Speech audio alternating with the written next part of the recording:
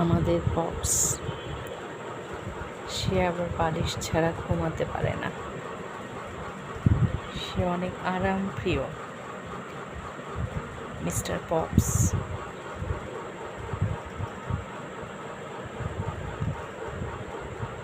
তার অলওয়েজ বিছানায় এসে বালিশে মাথা রেখে আরাম করে ঘুমানো লাগে।